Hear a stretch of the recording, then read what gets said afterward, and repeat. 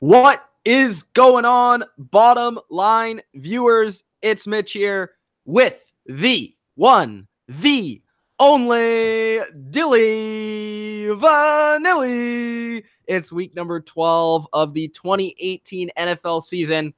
We only have 5 weeks left, Dylan. I'm not ready. Dylan, I'm not ready for playoffs. I still feel like I'm still figuring these teams out. It's weird, man. It's weird. I feel like the NFL today, it's just so hard to predict. It's like, even from a couple years ago where there was a clear, maybe you could say there's a clear, distinct, like, elite to, the mediocre to the bad. But man, the NFL is so unpredictable. We had another unpredictable week last week, as Dylan will break down our picks and our standings. But we were on kind of a hot streak for like 2 to 3 weeks there, and we felt like we had everything figured out. And then boom, 2 weeks in a row, we kind of have some crappy picks. Kevole will hopefully be here later on. We will see. But if he is not, hit the like button regardless, because we are here to make our picks, make our preview and predictions. So, guys, hope you do enjoy all our content. And if you do, and if you are new, hit that subscribe button. And if you aren't new, make sure you guys are hitting that notification bell if you haven't already, so that you know when we're going live right away. You know when our newest content is out. That definitely helps our channel out and helps you out as a viewer to let you know when we're going live or doing anything special. So, Dylan, how are our picks been recently? Last week, how did we do? And what are our standings like right now? Like you said, it was a weird week. We thought we had this in the bag, and now we're a little bit down. I don't know what's going on here, but I'll give the viewers what they want here. Mitch, you had the best record of the week, 8-5. I guess you'll take that. I had a 7-6 record, and Kev under 500 at 6-7. Woo! He's fallen after a hot start, slowing down a little bit. So, guys, we're as close as you could possibly mathematically be, okay? I'm at the number 1 spot, but only by 1 game. I'm 99, 60, and 2, and Kevole and Mitch are tied for second place with 98, 61, and 2. It's a hot race with 5 weeks to go, so every pick counts. There's nothing we can mess up. We can't go bold because we have to stay face. We have to get in that leaderboard, so it's a very close race. I'm hoping we can do better in this week. There's 15 games this week, opposed to the last couple 13-week games. So I'm interested to see what we do here. And not only is there 15 games, Dilly Vanilli, but there's 3 on Thursday. It's Thanksgiving football week. So happy Thanksgiving to all those Americans out there. I know that I'm not quite celebrating Thanksgiving right now, as I am Canadian.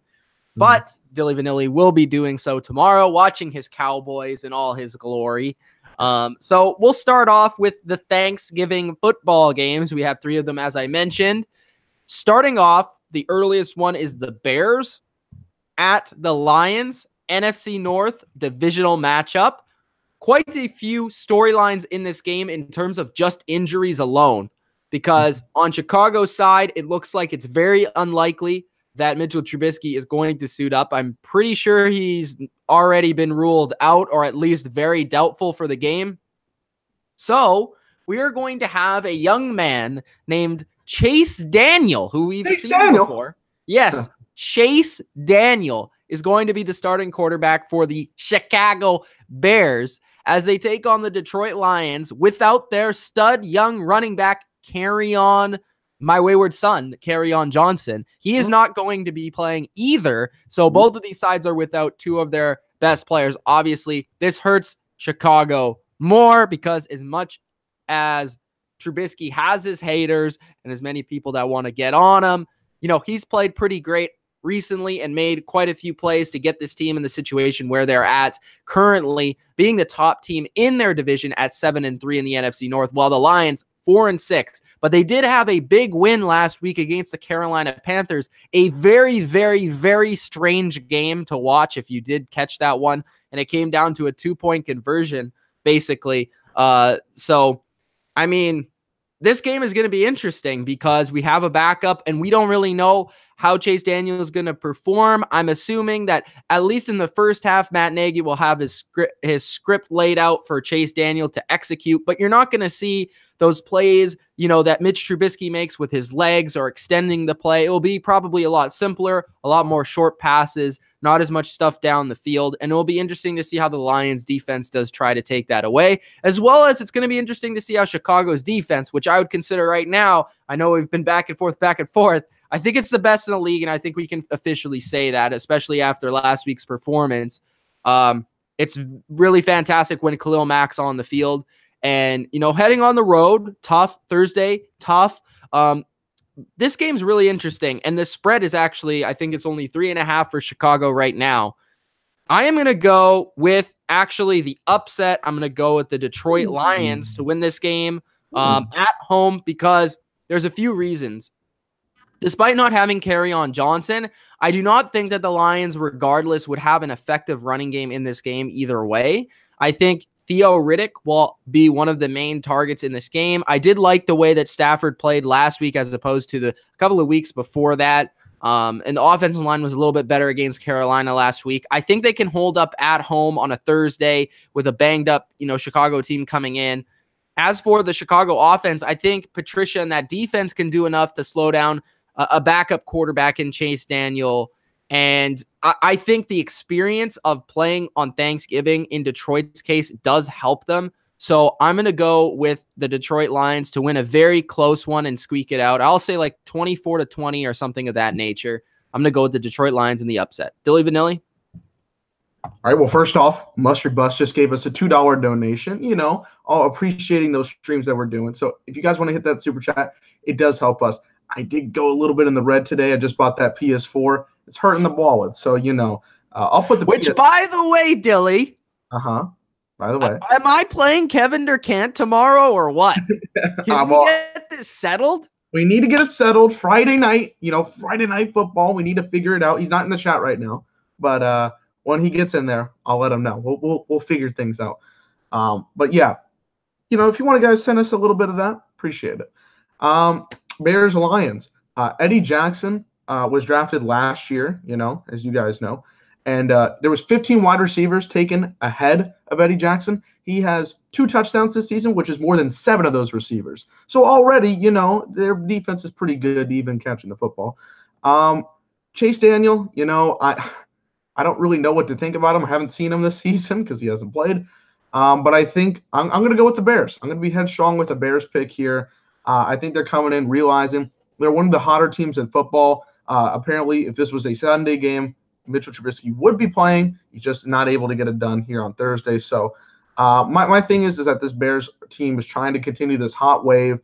They realize that they're leading the NFC North. They had a big victory against the Vikings on Sunday night. They show that their defense is here to stay, the best in the game right now. Khalil Mack is a freaking beast. Again, I know he's been injured a couple of games this season, but just the way that he pushes and bullies people, straight grown men, to the ground, I think that's what's going to get the advantage. I think they're going to realize that they have to keep this pace up. And against Matthew Stafford, I think they can do it. I think they can get 1 or 2 key turnovers in the second half to get that done, help that offense, who might not score a whole lot of points because of Chase Daniel, but also look for their running backs, of course. Jordan Howard, Tariq Cohen, I think they're going to have a good game without Mitchell Trubisky there.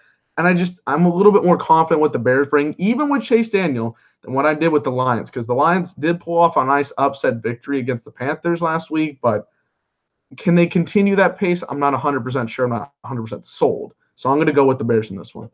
I'm just not 100% sold that a guy named Chase Daniel is going to get it done. So I'm just not betting on Chase. I'm going for the Chaser, He has 2 first names. It's great. Who doesn't love a good 2 first name guy, I don't have one of those, but you guys know who they are. Okay. Let's get to the Dallas Cowboys, shall we?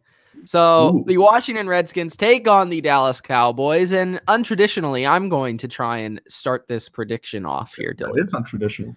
Yes. So Washington is 6-4. They're first in the NFC East, and the Dallas Cowboys are 5-5 and second in the NFC East. And I will admit, I have been a hater of the Dallas Cowboys.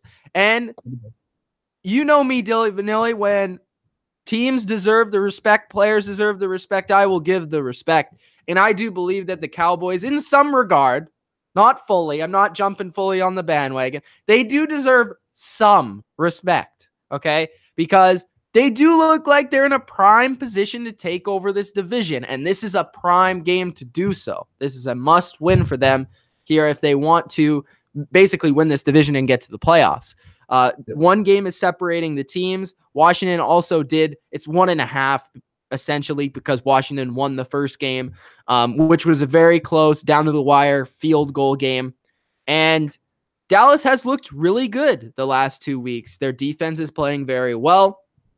Leighton Vander Esch is giving them a spark on the defensive side of the ball, making plays at linebacker, while Sean Lee again sits on the sidelines. Their offense has been more efficient with Amari Cooper in the lineup, and their running game is working. Their offensive line looks a little bit better. Dak is not making mistakes, and they're playing with the lead, which they're very effective at doing so. They can send, their pass rush after you on defense, and they can run the ball on offense.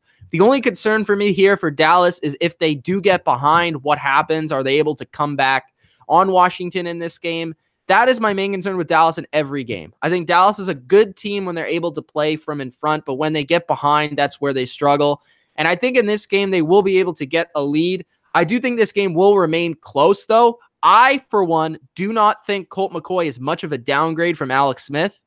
I know this might shock some people. I actually think Colt McCoy is decent. I actually think he's pretty good, and I've said that before. And even if you look back to his preseason this season, he had a really great preseason, and he was fantastic against my Patriots. So he was ripping it up. And actually, a couple years ago, he did beat the Cowboys on Thanksgiving. So he's had success in the NFL. He is one of the best backups in the NFL, and he's very similar to Alex Smith in regards to skill set. I would say maybe even a little bit more athletic, not as great of a passer. So in this game, I think that the game will remain close. It will be very much so like the first game and very defensive. And I think the team that can establish their running game and basically be more effective on that front will win the game. I think that will be Dallas. Plus, it's rare that a matchup between two rivals goes, 2-0 to one team. So I'm going to go 1-1 in the Dallas-Washington matchup this year, and Dallas will take this second game on Thanksgiving at home. Dilly. Colt McCoy matchup, I believe it was a Monday Night Football game that he did beat us, and I believe that was without Romo, but still, he was injured in that halftime of that game. Of course, I know what Colt McCoy brings. I've seen him as a Texas boy. I grew up watching him in college. This is a very different scenario, though. It's been a couple of years since he's been in the spotlight for the NFL. He's going to be very good. Bodo, you're not even close to correct. He didn't suck in Texas. He broke like every record in college, so that's a lie. In the NFL, it's a different story, but he is still a good player that I enjoy watching from time to time. With the Cowboys, the biggest things that I've seen as a positive going forward was that in the last 2 games, time of possession has been a bigger factor for them. If they can hold on to the ball, something they were very successful in 2016 when they won 13 games, they were able to control the time of possession, make sure they had the lead because they would have long 5, 6, 7-minute drives, and then continue to play with the lead. If they play with a deficit, we'll see how it goes, but I've seen that as a success. And the third down conversion rate has been tremendous the last 3 weeks compared to when it was before Amari Cooper. It's been a big improvement. By the way, Philadelphia, how's that Golden Tate trade looking? I don't know. In terms of this game, it's going to be about what these teams can bring to me. The defense has been very solid for the Cowboys. Again, Leighton Vander Esch, kid's making plays. I really love seeing what he's been able to bring to this team. And overall, just seeing what the offense has been able to do with the spark and feed Zeke, 201 yards, total yards last week against the Falcons. Again, you're still wrong, Bodo. But yeah, they won a national title in the last 20 years. I don't even know how that works. But yeah, just seeing what the Cowboys offense has been able to do, create that, opportunities. They need to get capitalize. And Brett Maher, I'm still very shaky. He was 3 for 3 in field goals last week, but he did miss a very easy extra point. So whatever. But he still got the game winner. That's what matters. They need to capitalize. And obviously the Cowboys play every Thanksgiving, so this is a big marquee matchup for them that they always circle and highlight. And against a divisional rival, they got to get this victory. I'm going to go with the Cowboys. I know the last 2 weeks the system has been, I'm going to pick the other team so that it favors the Cowboys. Oh, they're gonna lose. Can I change my pick? Oh no! I'm still gonna. I'm gonna pick the Cowboys this week. I got more confidence in them this week. Is Joe Buck on commentary? Is Joe Buck on? No, I think this is it a Fox or a CBS game. Oh, hold on. I gotta look at that. This is crucial information. This is very crucial information. Because every time we play with Joe Buck, we lose. We lose somehow. It's been like a tradition, like it's been switched back and forth. Last year we played on CBS, so I'll have to look at that here. Okay. And I just want to say to Bodo with the Texas comment, Texas was like one of the best programs from probably like 2000 to like 2006. Yeah. I know it's been a while, but like they were really good for like those years. And Colt McCoy got into the national title in 2009. So, yeah. They could have won that national title if you didn't get hurt. Go on. They're playing with Joe Buck. Joe Buck is the commentator, so I might have to switch my pick. We'll see about it. We'll see. The Cowboys are -7. They have a full touchdown. I definitely would take the points on Redskins, though. That's just my opinion, but all right. Okay. The night game is on NBC, and we all know who will be doing that game. Atlanta at New Orleans is the primetime matchup on NBC Thursday night, Thanksgiving football. Atlanta, New Orleans. Usually this game is a lot better on paper because Atlanta right now is 4-6, third in the NFC South, and pretty much out of a playoff shot. And you have New Orleans 9-1, first in the NFC, looking like the most dominant team in football.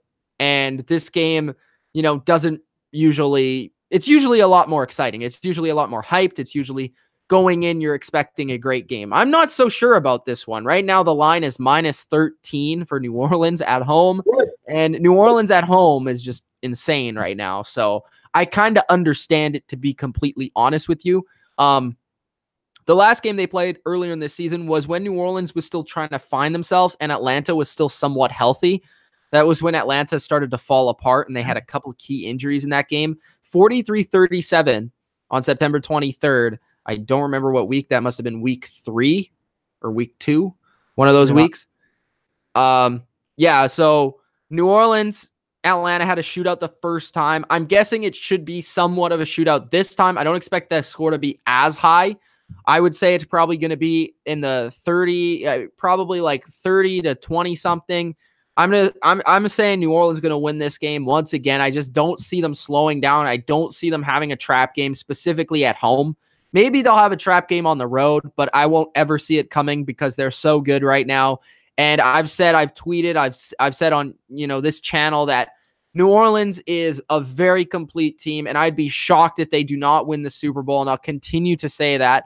And really, they don't really have any flaws right now because when they play from ahead, which they do pretty much in every game, their defense is actually competent because they can get after the quarterback and play that way. Until we see a team get a big lead on New Orleans, that's the first time we're going to be able to see if New Orleans can fight back and do that. But I also believe they can have the capability of doing that. So New Orleans is just a very good team, and they have everything going. Their offense is unreal right now. Sean Payton is having one of his best years. Drew Brees is having one of his most efficient seasons.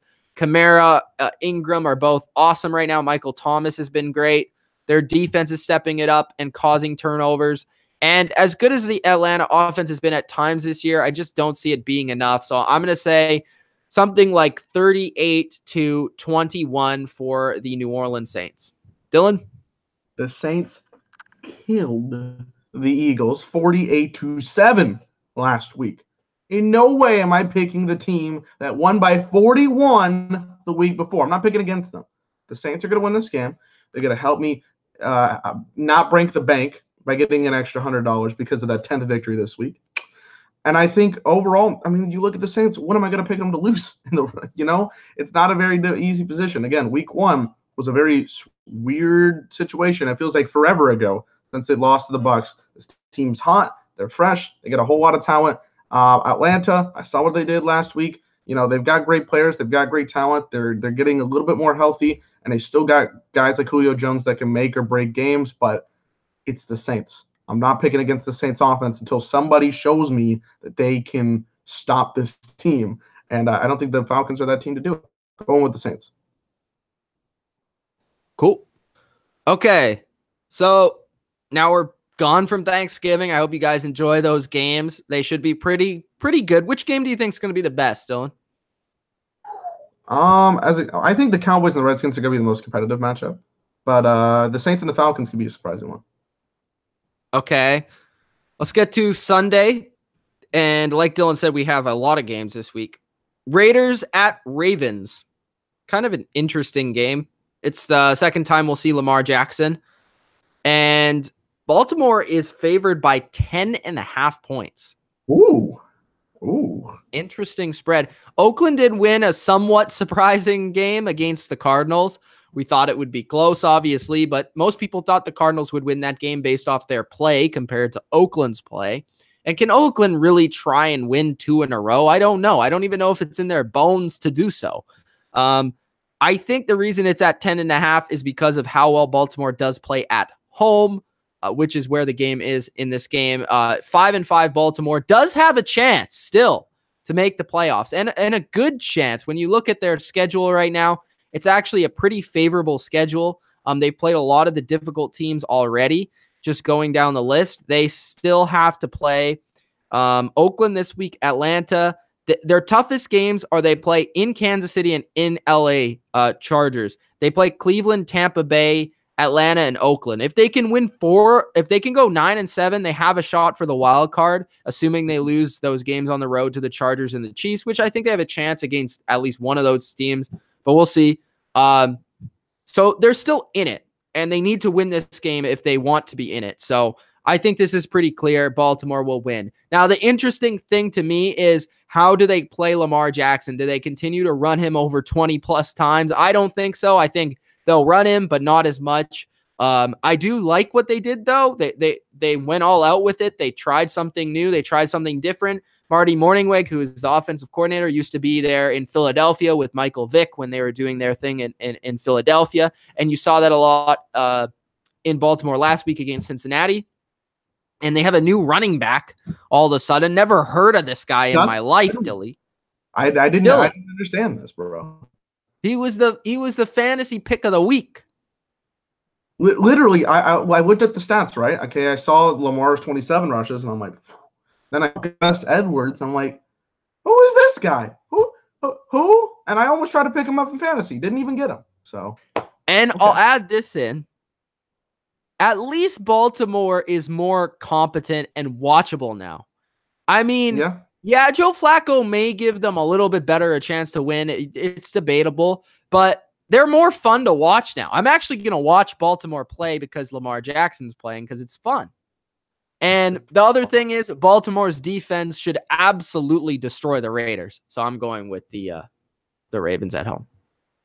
Well, Derek Carr said today he doesn't care about the number 1 overall pick. He wants people in Oakland or in Las Vegas to be pissed that they don't get the number 1 pick. I get what you're trying to save face, but that's stupid. It's going to help out your team. And 2, your team's not very good. Your team is not very good. And they're trying to look for the future. I got the Ravens here in this one. Lamar Jackson, I mean, the guy's explosive. He can make big plays with his feet. I do want to see more passing out of him this week. I think it was fun seeing it for the first game, but to grow more as a quarterback, I think he needs to continue with throwing the ball more than the running it. It was weird that Alex Collins was the 3rd rusher for this team last week. Did not see that coming whatsoever, but he's had a very off year, to say the least. The thing is that are the Raiders going to give a fight? I don't really know. I feel like Derek Carr will want to, but I think the Ravens defense can put the pressure and make a couple of turnovers. Maybe Carr gets benched. I don't know. Maybe. But that being said, I think the Ravens are the more complete team. Like you said, they need to get this victory because I think they can play well against the Chargers. I don't think they'll do much against the Chiefs. But besides those games, they can win their rest of their games and get 9-7. And they need to win this one for sure. So going Ravens. Okay. The next game is God. All right. We have Blake Bortles. Oh, God, save us all for this pick. I think Blake Bortles probably had the worst game of his career last week, and that's saying something. That is saying Is that not saying something? Did we not see a game this year where he threw a ball off a guy's helmet and got it intercepted? Yes. And that was not his worst game of his career. We stopped watching as a result, and this was worse. This game that Blake Bortles had last week was so bad that the Jaguars literally tried not to play him in the game. Like, he was the quarterback of the team, but they literally tried not to use him at all in the game. In the fourth quarter, they went 3 and out every drive. They had the ball. Every drive. They didn't even want to pass the ball with Blake Bortles. That's how bad Blake Bortles was. That's incompetent. How can you start this man? How? They don't have anybody else right now. Pass. It's a duck. You don't know where the ball is going with Blake Bortles. Every time he passes the ball, you don't know where it is. And every time they call a pass, you know where it's going. It's rather a screen. If it's not a screen, it's a dump to the back. If it's not a dump to the back, it's a crossing route. The Steelers were on crossing routes all game because they know he can't do anything but crossing routes. That's the only thing he can do. And then people sit there and say, oh, Jalen Ramsey didn't play well in the second half. Did you watch the game? He had 2 of the freakiest interceptions I've ever seen in my life. That defense was the best. They probably played their best game this year. That was the best game all year. They were unreal. They're sacking Big Ben, which nobody does. They're getting pressure on him all day. They're great coverage. They got 3 interceptions. 3 interceptions. And they had a multiple point lead in the fourth quarter. And they had 150 plus rushing yards. And the guy still lost. Dylan, imagine if they would have drafted Deshaun Watson or Patrick Mahomes. They had a chance. I think what happened was that they were focused on trying to give their quarterback a chance, and then it failed right in their face. It's not even like people are going to be like, well, their play calling is bad. Like they should be more aggressive. But you can't because the guy can't throw the ball. I knew as soon as that Texans game, this team was not going to win. This team was not successful. Dylan, there was more of a chance of them running on 3rd and 8 and getting the first down against an 8-man box on a draw play than them throwing the ball and getting the first down. Didn't this guy That's how bad he was. What happened to week 2 Blake Bortles? Didn't he beat the Patriots and threw like Yes. He only plays good against the Patriots. This is fact. He circles that game and then he just walks off. I don't even think Blake thinks he's good. But are you going to pick them against the Bills? That's the question. No. You're going to pick the Bills? No, this is another Eli. I am taking the opposite team of the Jaguars until Blake Bortles is not the quarterback of the team. I am taking the return of Josh Allen.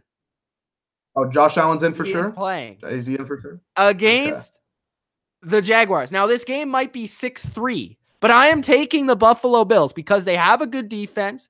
They need revenge for that playoff loss. And honestly, I trust Josh Allen to run around and make plays more than I trust Blake Bortles. And it's in Buffalo, and it's probably going to be cold as shit. And Jacksonville does not like that at all. And trust me, it's cold right now in Toronto. That means it's going to be cold in Buffalo. So I'm going with Buffalo. Upset, baby. This is strange. I didn't know Buffalo was. I didn't know Allen was going to start. Fuck. Who do I pick? Do I pick a 3-7 Jaguars team? No, I gotta stick with it. I'm going with the Jags. I know Blake Bortles gives them no opportunities to win successful football games, and they're not a playoff team whatsoever. But I got to have trust in the fact that their defense can make a couple of turnovers in order to win this football game. I can't trust the Bills team. So I got to go. I got to go Jaguars. I know I'm not picking them very often. I haven't picked them in the last couple of weeks. I told you already, guys, they were already out. But I can't expect them to lose this game, right? Like, really? They still have talent. Just run with Fournette 40 times. I don't care if it takes a season off his career. Just do it because it's going to be more successful. What I hate, Dylan, some people that say Fournette isn't good. Who says that? When you have 9 people in the box, you're not going to be good. And he was good. The only reason you could say anything about Fournette is that he's injury prone. Otherwise, there's no reason to say that this guy isn't good. Like, have you seen his games? They're have like, you seen the talent? He's not efficient. Well, he's not efficient because his quarterback is ass. Do you understand? Dylan, do you understand how football works? I'm going to be honest with you. They need to trade up to get that kid from Oregon. They better go get a quarterback in this draft. They should not be fucking around. I know they don't have – this is not the greatest quarterback class. They either need to get him. They need to go get Bridgewater. I don't care what it takes. Go get one of those 2 men or your team's going to be completely fucked because everybody's going to realize you're spitting out this shit of we can trust our quarterback. We can trust – Bro, how is Tom Coughlin is like a great football person. How does he not see this? He got Eli 2 championships. How does he not see this? That the guy is terrible. How do you pay this guy before the year? You just wasted the Jaguars. Jaguars are done. I told you, they bought into the system of what Bortles brings, and I don't know why, because they saw the first 3 years of what he brought in. Get somebody. Trade up, please. That's all I'm asking. But I'm still picking the Jags. Okay. Bills. Okay. All right. To my number 1 game of the week. Seattle at Carolina. A sort of rivalry over the past, 8 years, I would say. I mean, it's been a rivalry, I think. I think Kevole would back me up on that. They've had multiple playoff games, I think 3. And with Cam Newton versus Russell Wilson, and just the comparison between the 2 players. They were drafted, I think, in consecutive years. And just 2 teams that have seemingly been at the top of the NFC for the past, decade. So both of these teams are very solid, and they're trying to make their way back to the playoffs. Now, Carolina, disappointing loss last week. Seahawks do have more time to prepare as they had a Thursday nighter last week against Green Bay, a big win against Green Bay at home. Now the Seahawks travel on the road to Carolina.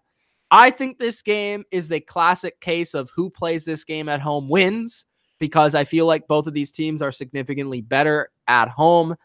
I am going with the Carolina Panthers because they just don't really lose at home and compared to on the road where they've only won 1 game. Yeah. So that being said, I'm going with Carolina. I think that Carolina matches up well with Seattle. I don't think that the Seahawks really have the strategic passing game and the precision passing game to really take advantage of Carolina the way that some teams have in their secondary. And I think Carolina can match them and play on offense. I think that they can make some plays. Overall, I think it'll be very close, probably within 4 points, but I'm going to go with Carolina in this game because I think the home factor is a huge factor, and I just think they've been sliding a little bit too much. I think they need a big win here. This is a really interesting matchup. Could determine what we have in the playoffs as the 5th and 6th seed. I'm liking what both teams have brought. The Seahawks, a nice win, a solid win against the Packers. I liked what they brought in. They finished the game off strong. And they were able to capitalize on a team that they needed to beat in the Packers. It was another playoff kind of situation, football, and they were able to win that game. Panthers, they gave me this weird vibe. I feel like they should have won that game against the Lions, but they weren't able to come out on top. We're having a lot of differences this week. I'm going with the Seahawks on this one. I'm not a big Seahawks fan. You guys know. Seahawks? Don't sleep on Kevole Seahawks, When we were talking about it at the beginning of the season, I had this team at a very low record. I thought talent-wise, this team was not able to get it done. But I think this team has realized that they're really trying to get it done. Like they're really focused on standing behind Russell Wilson and saying, here, we have given you the opportunity. We're going to give you the opportunities. We need to go as a team and figure this out. I think the run game has done solid enough. The receivers have gotten what they needed to do in order to get these victories in big matchups. 5-5, they're still right at the middle of the board, but they could still pick up nice victories, and they're going to have a very difficult schedule. We talked about this earlier. The next couple of weeks are going to be tough, and they need to pick up this victory again. Keep the ball rolling and still push the image that they're a wild card team.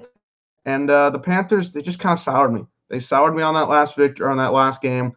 Not saying they can't win this game. I think they can. And if they win, I'm not going to be surprised, but I'm going with the team that I thought just had a more positive win and positive game last week, which was the Seahawks. Okay, so the next matchup is an AFC North matchup between the Cleveland Browns and the Cincinnati Bungles. Yes, I am continuing to call them the Bungles. You can't say the Bungles? Yes. I'm going to flag your video right now. You cannot say the Bungles to me. The Bungles are now 5-5. And yes, third in the AFC North after losing that tight game against the Ravens. Mm-hmm. Browns had a bye. Yeah. And in that time, they have had some rumors about potential head coaches that proved to be false. This is my favorite story. This is my favorite story all season. Do you want to break it down? Apparently. I don't know. How true is this? I don't know. I don't think it's true. Lisa Rice? I think it's more in like a not a head coaching position. I feel like it's a management position or something. I heard head coach. That's what I heard mostly. That's what Shep I think it's BS. But hold on. But it's the what is it? Is she the secretary of state? I don't remember. Again, I'm not a very political guy, but I don't even understand how this became a story. Just because she's friends with John Dorsey or something. Very strange stuff. But again, this is the Browns organization, so I should expect everything strange to ever happen to this town. And in saying that, Dilly Vanilli, I am taking the Cleveland Browns. Ooh. Yes. And there are 3 reasons. 1, they had the bye. They're rested. I think they worked on some things. I think they're going to tweak some flaws that they've had. And I think this is a big week because, of course, they have a new head coach who's just been there for the last 3 or 4 weeks. And they have a new offensive coordinator. And I think that leads to my second point. Their offense has been a lot more efficient with the man Kitchens cooking up a storm there. Duke Johnson has been more involved. Nick Chubb looks like a stud. Mayfield is playing well. So they're really getting things going on offense. I think more so than the Bengals right now, who looked better than I thought they would last week, but not quite good enough for me to be sold. I know this game's in Cincinnati, but it's in the same state. So, I don't think it's a huge advantage. I think my third reason for this is that the Browns are going to want to beat the crap out of the team that now has Huey headlines on their sideline. So I'm going to go with the Cleveland Browns in an upset. Well, we agree on this one. I'm taking the upset here as well. I'm going Browns. No, I did not change it to Mitch's pick because if you see here, is that going to ever fix? Okay, you guys can't see that. It said last modified at 10:45 to put in Mitch's pick. That was 5 minutes ago, but I had my pick already solidified. I'm going with the Browns here. Like you said, I think this new tandem, they're looking at something different. They're trying to go in the future. I think Baker Mayfield's going to wake up dangerous. I think he's going to wake up on Sunday and be like, man, I'm dangerous today. I got an AFC North opponent. He's already beaten the Ravens this year. I think he's going to try to check off number 2 on the list. Say, let's go get those Bengals, who honestly have been playing pretty crappy football. I know they're injured, but they were 5-3 a couple weeks ago. What happened? I don't really know. And the Browns are going to come out here and realize that they got some good young talent. Like you said, Freddie Kitchens, he's cooking something up in the kitchen. He has been excelling. He's trying to get guys open. He's trying to get guys to fill in this offensive system, and it's worked out pretty well. Nick Chubb, I mean, he went off right by, and that was good seeing that from him in that run game because the run game's actually been a pretty good factor for the Browns all year. So I'm going with the Browns. I got more confidence when they bring. And And I'm excited. You know, I want to see what the Browns do this week. Again, they're not going to do anything further on. You know, they're not getting pat in the postseason. It's not going to happen. But I do want to see what this team gets in the last 5 weeks of the season, or I should say 6, with what they've got going on in their new coaching system. And like you said, they want to be Hugh Jackson. Who wants to lose to the guy you had 336-1? Who wants to lose to that guy? So, Browns. Okay, check the chat. All right, I'll check the chat here. I'm putting on your pick. Kevole's going to be here in just a few minutes, guys. Few minutes. He'll be on the way. So I know a bunch of you. Kevole. Stretching for you here. What is it? Kevinites? Is that the word? Kevinites? I don't know. Whatever it is. I can only go up to the last 10 minutes of chat. I do apologize for that. I don't know why it won't let me go further. But if you guys have any comments, put it in now, and I'll answer those comments. Go Skittle, of course, saying Leonard Fournette is a solid effing running back. Of course. I mean, who I don't understand who doesn't think that's the case. However, trust me. However, he says something I do not agree with, and he says Teddy Bridgewater is not good. We will have to disagree on that one. Ultra says they need. I say this: if the Saints lost Drew Brees, I think they'd still go to the NFC Championship. Wow.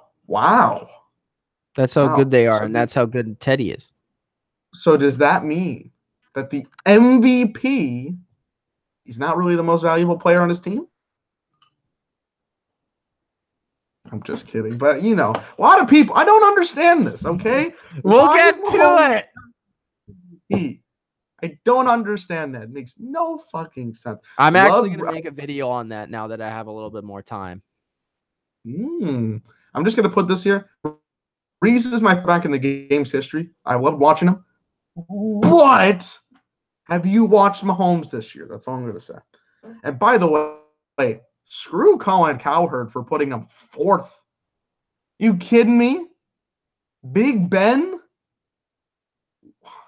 Baffling. Okay. People are saying that they're giving suggestions as to who the Jaguars should go get.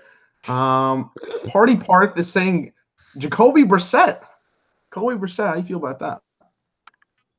It's better than Blake. But do you think they would trade to a division rival? I don't think that would work. No. You'd have to. I don't know when his contract is up. I think that Brissett's more likely to go to somewhere like the Giants. Yeah, I would agree. Deshaun's also saying what I'm thinking. Go get the kid from Oregon, Justin Herbert, I believe. Hebert. Yeah, what it is. You'll see those videos in April. We'll actually scout them, and we'll give you more analysis on that than just his name is Justin. Sebastian's going with the Seahawks in this victory, 24-17.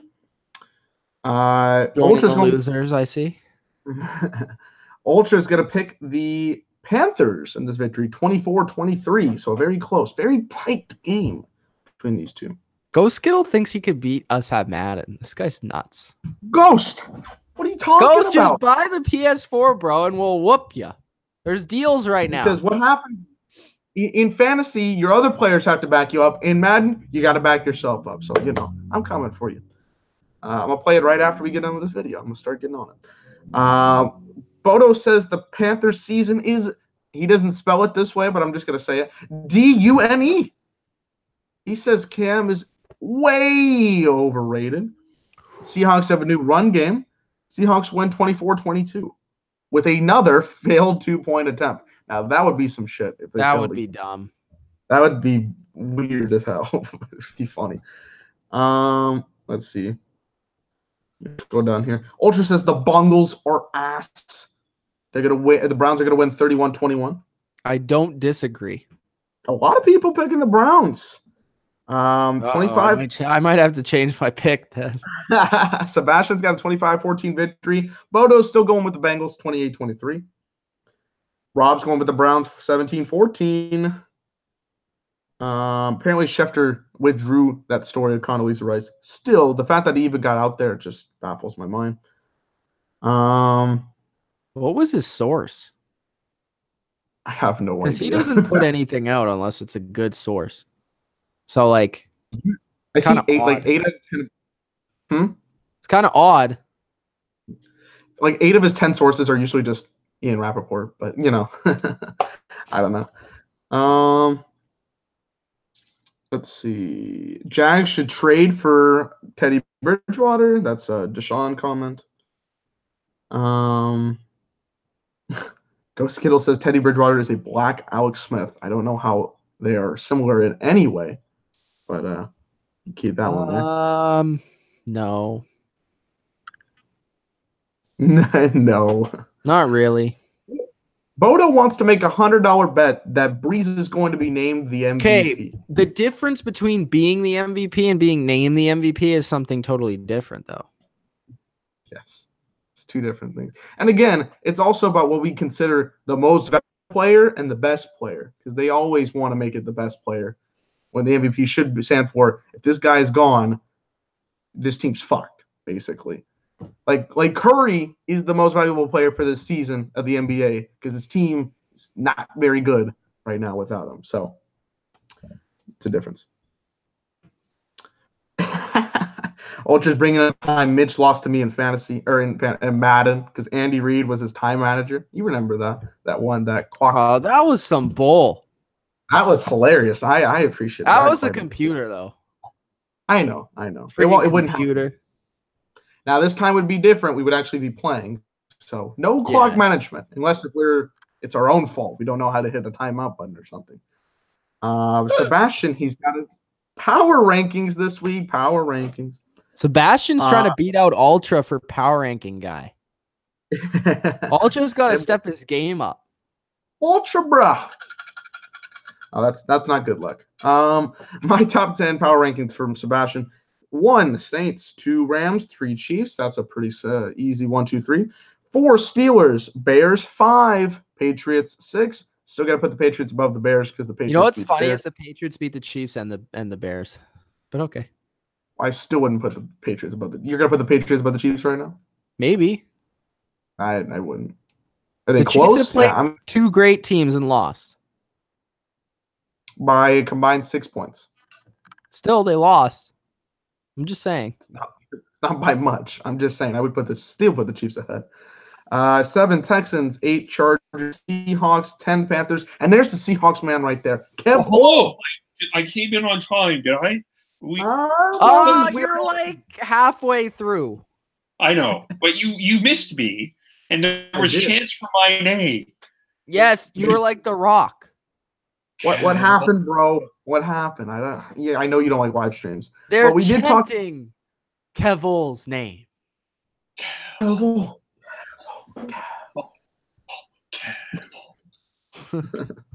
What are you doing? We're chanting. It doesn't matter what you're doing. Okay.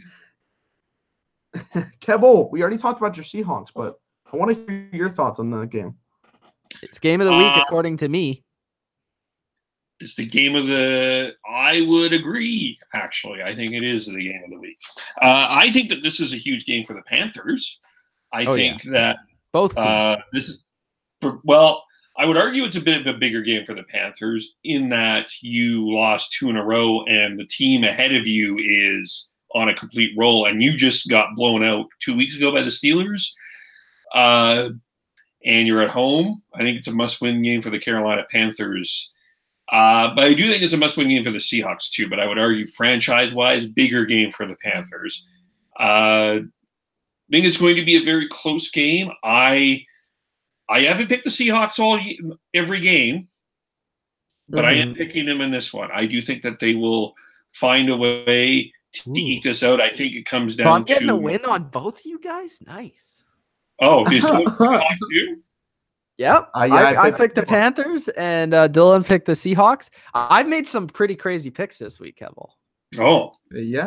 It's been quite a different between me and Mitch. It's weird. I am taking the Buffalo Bills, just so you know. Really? Yes.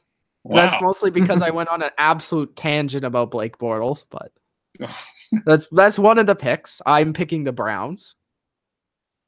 I picked them too. The Lions. I'm actually picking the Lions as well. And that's pretty much as far as we've really gotten for the upsets. So. You got more in there? Yeah. I'm not sure about, to be honest with you. I have one really big upset that you guys are going to be like, what the fuck is this guy thinking? Okay. Okay. Yeah. The one that I'm struggling with, it seems so obvious to pick Dallas over Washington this week, but every time I pick Dallas, they don't win.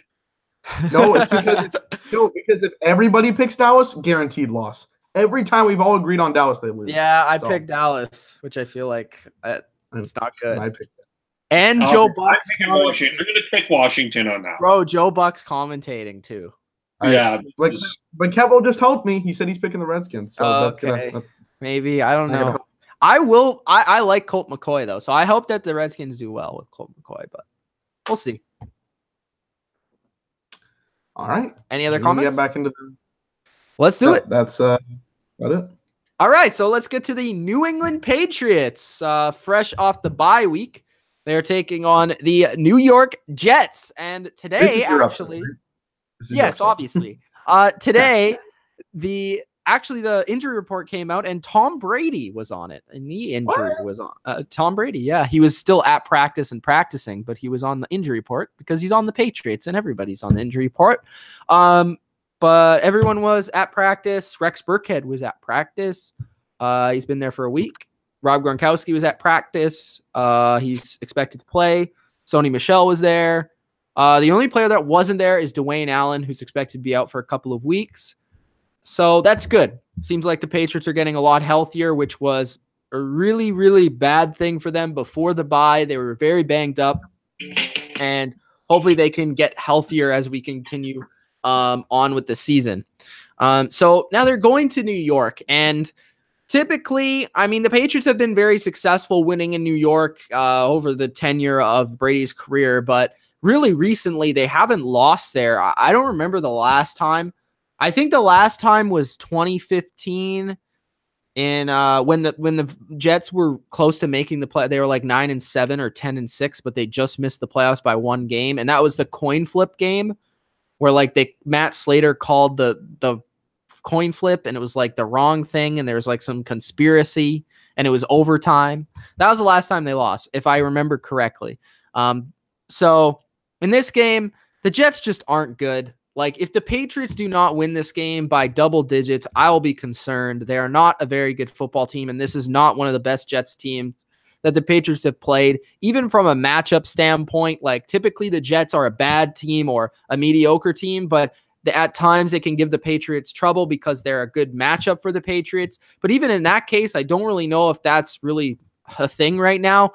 That their offense is just not very efficient. They can't really do anything really well. Their offensive line isn't great. They can run the ball occasionally, but I don't expect that to be the case really in this game. The Patriots have been pretty bad on the road. Again, last time they played on the road, they got destroyed by the Titans. And this will be a trend going forward. I think that game against the Titans was their late, sort of, not necessarily late season, but their one game this season on the road later in the schedule where they just completely crap the bed. Usually that's in Miami. I'm expecting that game to take place of the Miami game instead, and potentially a divisional game like the Jets. And I think the Patriots come out here focused. They were in full pads at practice, so I like that. I think they've gotten a new motivation, and I think they're going to be back and showing you the Patriots team that went on that little bit of a tear, scoring 38 points like 4 games in a row. I think that's going to be the case again this week. I don't know about 38 points, but I do think they win comfortably, probably something like 31-17 Patriots. All right, here's 15 seconds. Jets are not very good. They got beat by the Bills. They got destroyed by the Bills. Patriots are the better team. They're getting healthier. Gronk is going to go off if he plays. Hopefully, for my fantasy team, please go off. They're the way better team. They should not lose this game, even if it's a divisional matchup. If they're going to lose a divisional matchup, it's going to be in Miami. Patriots win. Yeah, the Patriots don't typically lose 2 in a row. They don't get stinkered 2 in a row. If they lose it, this would be disconcerting. I don't expect that. I think the Patriots will win. The Jets are not a good team. Okay. So next matchup is the New York Giants at the Philadelphia Eagles. The weekly rants on the Bottom Line View has come back because the Philadelphia Eagles had the season on the line, Kevole. Did they not? Yeah. They had the season on the line. People were looking at them. They're playing the Saints, the team. In the offseason, Kevole, what did Kamara say about the Eagles? I don't remember. He said, if we were in the NFC Championship, we would have beat the crap out of the Eagles. What did they do this year? They beat the crap out of the They beat the crap out of the worse than the crap. They beat the absolute dog shit out of the Philadelphia Eagles. It was bad. So this week, the hot Odell Beckham Jr. led New York Giants, he said they're going to win 8 in a row. I might believe him. Eli Manning had a game of a lifetime, throwing more touchdowns than incompletions last week against one of the worst defenses I've ever seen in my life. But that's beside the point. That's kind of the point. That's beside the point. All right, Eli is back. He's in the prime of his career. So when did Giants fan get in there? When did let's get back. Go, because obviously the Giants are going to sign him for next year, and he's going to be there in New York next year, and they're going to go 3-13 next year, and everybody's going to have fun, right? I mean, again, I'm cool with it. I mean, I'm as a Cowboys fan, because they're going to see, Eli, yeah, what's his stats? His completion percentage is really good. His path. Look at that game against Tampa Bay. Wow, really good game. Yeah. Did we check Tampa Bay? San Francisco on Monday night. Yeah, they beat San Francisco. Another horrible defense. And Saquon Barkley had like 8,000 yards, but they won the game, and it was all Eli. So in this game, they play Philadelphia. It's in Philadelphia, and Philadelphia should really win this game. They really should. And I have a rule that I can't pick Eli. So I am really stuck in the middle of this because the Eagles are straight garbage. Lane Johnson, he may be having fun, but their team is not having fun because they don't have any corners left. I mean, who's playing corner? Rasir Douglas? Dilly, are you playing corner for them this week? I might be like their best corner they have right now. Honestly, the Giants got destroyed the first game. So this is really like puzzling. I don't know. But then also Eli does tend to play better on the road. This is a tough thing. I don't know who to pick. I think I am going to go to my good friend, the Quarter, this week once again. This is my Quarter game. Quarter did not help you last week. Quarter was wrong last week. They picked the Atlanta Falcons over the Dallas Cowboys. Not fun, okay? So we have the Canadian Quarter, okay? We have the head, and we have the moose, okay? So I'm going to go heads is Eli, and moose is Lane Johnson, all right? I love that you guys have a moose on your Quarter. I mean, that's great. I am picking the Philadelphia Eagles. The Quarter is picking the Philadelphia Eagles and Lane Johnson and the crappy Philadelphia Eagles fluke of a Super Bowl champion team. Go ahead, Kevole. Well, first of all, I would like to spend some time chatting about Carson Wentz because I think this man is a little bit overrated. I do not think that this guy is necessarily this elite quarterback we hoped.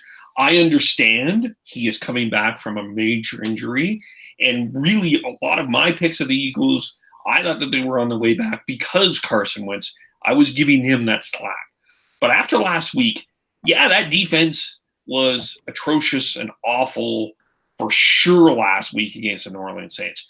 But those 3 interceptions were not good picks. He threw for 164 yards against the 31st ranked defense last week, pass defense last week, number 1 against the run. I will grant, yes, they have no weapons, but Carson Wentz has been granted franchise quarterback status, and franchise quarterbacks are supposed to lead teams to victories, and I haven't seen Carson Wentz really do that yet. And I haven't seen him, quite frankly, play a really great game since he played the Seattle Seahawks last year. He made that one great throw, but he hasn't been that great. really. I think so. I think it's a fair question to ask if Carson Wentz is overrated. Kev, I don't know, because I feel like Carson Wentz has played decent this year, but I think the main concerns that we haven't really talked about the Eagles is the number one is Frank Reich. Look at what he's doing in the Colts organization right now as head coach. He's fixed their offensive line. It's drafted a lot of great players there. Ballard's done a great job. But that offense is one of the best, well-schemed offenses in the league. Rejuvenated Andrew Luck. Is Frank Reich really the mastermind behind the Eagles' offense last year? I mean, we haven't seen the same Eagles offense, a lot of the same talent, and the running game is non-existent. They don't have a running game. There's nobody that can run the ball consistently. Their offensive line isn't the same. Their receivers, there's no one that stretches the field and no one you're scared of. And all their plays are like 5 to 10 yards. They have nothing deep. It's not even a concern. So to me, like, I feel like the main thing is that Frank Reich isn't there. I think maybe we didn't necessarily overrate Wentz, but we overrated Doug Peterson. Maybe, possibly. But I still Carson Wentz needs to take some heat for this. This guy is a number one or number two? He was number two pick. Sorry. This guy was the MVP of the NFL before he went down. We were all devastated by his injury. We all felt bad. Our friend AC was playing with house money. We had high expectations about this guy, and in a game-saving season against the 31st ranked defense, I understand why if they lost by 7 points, I would be like, okay. That was a tough game, but that's 164 yards against, and those 3 interceptions. One was overthrown, one was a bad overthrow, and the other 2 were underthrows, and those were deep balls. So I don't know. I think it's a fair question to start questioning where Carson Wentz really is. I think next year needs to be bounced up. Be that as it may, I'm still picking the Eagles because I think they absolutely, like, if they don't win this game, they may not win another game this season. That's how I will also put this in here. I will be cheering my balls off for the Giants to win this game. Dylan. Okay. Balls. Cheering balls. You know how entertaining the Giants are going to be if they win this game? That'll be 3 in a row. Yeah. What are you talking about the Giants can make the playoffs? Exactly. Dude, are we forgetting the fact that the 2 teams that they beat were garbage? Like, I know. No. Come on now. We want to They believe. were garbage. We want to believe. 49ers. They beat the 49ers with the quarterback. Again, a nice guy, nice kid. But it was his second start, and they had to get a comeback victory. We want to believe in the Saquads. I don't want to believe. I don't want to believe in either of these teams. I hate both of these teams as a Cowboys fan. They're trash. Just pick a team. They're trash. Okay, well, first of all, Kevole went on a 5-minute tangent. I get to talk for a second. Yes. Golden Tate, like, you guys really put a 3rd-round pick, and they can't figure out a way to find him in the system. Smart play, guys. You guys are the smart ones. Again, come at to me with super comments. This is just a really funny situation. I can't believe that the Eagles have failed this hard. And again, last week, I'm like, let's see what they can do. I know they're going to lose, but let's see what game they're going to bring me. I came back home, and they were getting decimated. And then I was doing something else. I came later, and they got even more decimated. And then Sean Payton, the balls on this guy, to go for it on 4th and 7 when your team's up 31 to challenge the other defense. Hey, do something. We're better than you. Do something and see what happens. And they lost. I mean, what's better?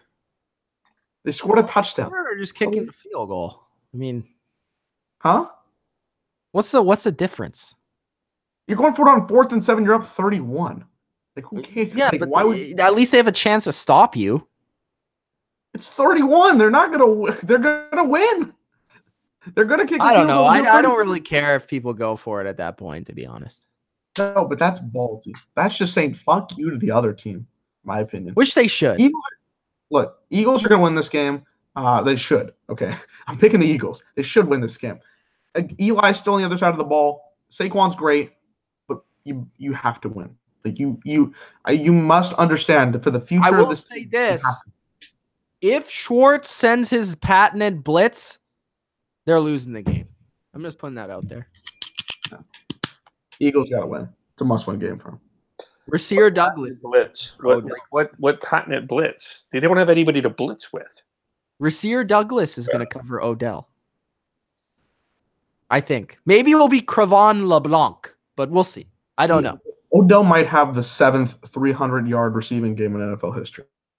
They might have to like put 2 or 3 people on him, maybe, but we'll see. San Francisco at Tampa Bay. Oh, yay. Another shitty game. I am going with Tampa Bay is an absolute mess of an organization. They need to get rid of their coach. I don't know why this guy's still around. Because Fitzmagic gives him Fitzmagic supplies him with 1 week of life support. So odd, Dylan, though. Like the week that Fitzpatrick plays, then he gets pulled and Winston plays good. And then when Winston starts, he plays bad, and then he gets pulled and Fitzpatrick plays good. It's just a recycle of like garbage and good. Like I don't understand it. I don't know what to say. I'm gonna go with my rule of the 2 home teams, and when both are the home team, when both teams suck. So I'm gonna go with the Tampa Bay Bucks because I believe that their offense will be able to a little bit outdo the 49ers. This should be a high-scoring game. I'm going to say 31-28 Tampa Bay. Who's going to win this football game? Heck if I know. But I'm going to pick the Bucks for one reason. Just one reason. They still need to get that draft pick. They still need to go and get that number 2 guy, get an edge rusher, go get Nick Bosa. And I know you're not supposed to tell people you're going to tank, but they need a tank. So going with the Bucks because they have 3 wins, and they also put up 35, even though I still don't understand what their game plan is going forward. So Bucks. And OJ Howard's out for the year, so that sucks. That sucks. You know what? I'm gonna be different here. I'm gonna take the 49ers. I flip the quarter, Kev. It's pretty much you're flipping a quarter on this one, and I think the Bucks are the favorite here. But I kind of like Nick Mullins. I think that this guy has kept them they blew out the Raiders with Nick Mullins. I mean, that's not hard, but I mean, he has it for 2 games. He's not doing terrible, and I think that they're going to be able to score some points on this team. And I don't trust the Tampa Bay offense or the Tampa Bay defense. And I think if it comes down to this is a close game, I think the 49ers are going to make the big play. So I will take the 49ers in this one. Okay. Next matchup, Cardinals at the LA Chargers. Chargers 7-3, Arizona 2-8. Chargers lost a absolute upset last week to the Denver Broncos, which Kevole, I believe, correctly predicted. Yes, he did. Did I pick the? No, I did not. No. Oh, I thought you did because you said Broncos in the chat. I did. I did. But you were like really excited they won, so I assumed it was the last couple of seconds. It was the last second field goal. Oh, okay. All right, never mind. But it was an upset nonetheless. Chargers at home, which isn't a home field advantage, against the Cardinals. So simple as this. I don't think that after, Phillip Rivers' worst game of the year, I just don't think that's going to happen twice. Cardinals had a bad game last week against the Raiders. I don't think much changes this week. I do like what the Cardinals have done in changing their offense and in getting David Johnson more involved, and getting Larry Fitzgerald the football more, and what Byron Leftwich's been able to do. It's promising, and Josh Rosen has had his moments, but the Chargers are just too talented. Joey Bosa's back in the lineup, should play a little bit more this week. Phillip Rivers will not have another terrible game again, and they really need to win this game to keep that number 1 wild card and potentially keep in the race with the Chiefs, because if they do beat the Chiefs, both teams will have 3 losses, and then it's really up in the air to who takes that division. So Chargers need this win. Cardinals don't. And I'm going to go Chargers. Mitch, I just saw you had an Edelman jersey up there. I didn't even see the Brady. Yes. Brady? Okay, you know what happened? So for our live skit like they asked for me to bring my Brady jersey. So Mhm. I like took it down, and then I didn't realize till we started. So I put Edelman up there. I actually think it looks good. I don't know. It's nice. I didn't know. I didn't think about it till just right now. I didn't see it. I'm like, that's a different name up there. Who could that be? That's more entertaining than this game is going to be. Chargers win. No, I honestly, Chargers again with divisional matchups. Sometimes you get caught in trap games. It happens. It sucks, and the Chargers probably should have won that game, but they lost. So that sucks going for their confidence going forward. But against the Cardinals, should be a nice win.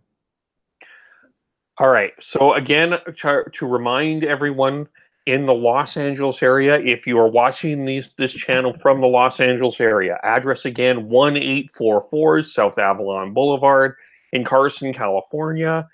Tickets are still available. You can still walk up to the door, pick up a ticket. You'll see guys like Phillip Rivers, Keenan Allen, Melvin Gordon, Joey Bosa. There's some really fine talent.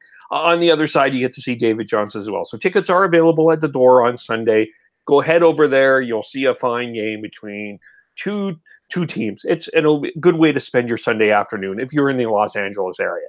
I will suspect that, it was a bit of a trap game. It will be interesting to see how the Chargers respond. They did win 7 in a row before that. So, I mean, to expect them to run the table is a bit unrealistic against a Broncos team that was probably a bit typed up for this game. I just don't think Arizona has the talent to compete with LA either. Going to be interested to see what they do. Maybe Byron Leftwich is the head coach next year. Maybe that's a bold prediction. Possibly. Before we get to the chat, I cannot go a Chargers game. Oh no. I feel bad for him every time he does this. I feel like he's gonna pull something one day. Chargers. Go ahead. More energy in that one than I thought. Retired man. You got out there and you did it. Right? Yes, man. I was in class today for like 10 hours. Go ahead. Every time you do it, it just hurts me. I'm not doing any physical motion, but just the thought of it. I got the arm in there. It's good. Let's see here. We're going to look at the chat. Sean's got a Texans loss on Monday Night Football. We'll be talking about that shortly. Is AJ Green still hurt? I know Raiders 8189 was asking if AJ is still hurt. I don't know. Is that the case? Yes. Yeah. As far as I know, he's still injured. Okay. I think he's listed as questionable. That's just, I don't know. If he is playing, I would probably switch my pick, to be quite honest. I think he's that much of a difference maker for that team. He has a flex option. He had to start 2 of 3 guys. It was either AJ Green, Amari Cooper, Josh Gordon. And if AJ Green's hurt, I would pick the other two. If AJ Green's playing, then I would say AJ Green and if AJ Green Cooper. Playing, you play AJ Green every time. It's not a question. Yeah. So it's either Gordon or Cooper. Who do you pick there? I would probably go Gordon, but Gordon or who? Sorry, Cooper. Amari Cooper. I would probably actually. I don't like either of them. Well, I mean, apparently Amari Cooper is the next Michael Irvin, Dylan. Who said that? Jerry Jones did today on Good Morning Football. You can't be serious. I am serious. I will find that link. Jerry Jones called Amari Cooper the heart, like the heart. Yeah, of Michael. I gotta give him a break because he probably doesn't remember Michael Irvin much. Yeah, if it wasn't for Michael calling Jerry, he probably thinks Des Bryant was Amari Cooper or Michael Irvin because he was wearing 88 for 8 years. Des Bryant at least was closer to Michael Irvin. We're the same number. That's such a stupid fucking comment. God damn it. I hate my owner. Who's more inconsistent, the Titans or the Lions? I would say the Titans. They beat the Patriots and the Cowboys, but then lost to the fucking Colts. Like, it got destroyed. So I don't think the Lions are consistent. Is that the Lions are? I'll answer this in a way that you guys can understand. The Lions are the most inconsistent team in the history of the NFL. The Titans are probably the most inconsistent team this year. Is that fair? Yes. Okay. Rob is going bold. He says if the Eagles lose, Wentz should be benched for Nick Foles. Well, they got nothing else to play for. They're not Who playing. should be benched? Carson Wentz. Are you nuts? I don't think you bench Wentz, but I don't. I know. For who? Nick Foles? For Nicky Foles. Yeah, get out of here. Well, they're going to be out of the playoffs if they lose this week. So not really. Not in that division. You know, you go 7-9 and make it. No, you can't. I do want to say something here though, because I Giants did might. my rant on Carson. Go ahead, Kev. If we're going to question Dak every time he has a bad game, why are we not questioning Carson Wentz every time? Because Carson Wentz has only had one bad game. Come on. Look at basically. Did you watch the games? Bro, of course I watched the games. He hasn't. Look at the game logs then. Pretty good. Come on, I've been hating on the Eagles all year. It's not Carson Wentz. He's had one bad game. I think he's getting more love than he should be. He had one bad game this year. Dylan Dax had like 5. Who's got the better record though? And who beat them? Cowboys are better. I think the guy. I don't think it's Carson Wentz's fault. Like I think he's had 2 bad games. Maybe he's not. He shouldn't be getting love because he hasn't been. Yeah, great. I'm not saying he's like Pro Bowl, but he's not bad. He hasn't been bad. Still probably the best quarterback in this division by far. I think Wentz has made a lot of plays to keep them in a lot of games and to win them some of the games. I think without Wentz, if Nick Foles was playing, I don't know if they'd have 2 wins. Nick Foles is great. He's Billy special, baby. Billy special. Go Skittle says Lane Johnson is a cancer about 10 different times. Deshaun's got a Tampa Bay win this week. He's telling me that specifically. Interesting. Let's see. Keep it going. Robot's not a fan of that quarter. He doesn't like that quarter pick. I don't know. No, not liking that. Sorry. That's quarter speaks. Quarter was 0 for 1. If he goes 0 for 2, I mean, he's thrown in the trash. I'll tell you what. Mitch, this is an interesting one. Party Parts wants us to do a video on us doing a Pro Bowl voting, like in terms of. I was gonna do that. Do you want to do that? I'm down. We did that a couple years ago, back in the day. So I'm down. The Pro Bowl still exists. Yeah, it does. They've started voting already. Yep. So be down for that. Michael Dixon is second in punting voting for the NFC. Just want to point that out. Whoa! Yeah, he deserves that. Those punters. And Frank Clark is 4th. Jared Reed got votes. Interesting. Is Jamie Collins going? Can Jamie Collins go? If he gets in, can he go? Jamie Collins. Why can't he go? Why can't he go? Inside. Wait, who was the guy that was inside? Jimmy Kendricks? Jimmy Kendricks. That's what I meant. Yeah. Okay. Can he go? I mean, I would assume so. Well, he'll be in jail. I don't think he'll get in. I think he'll be in prison by that point.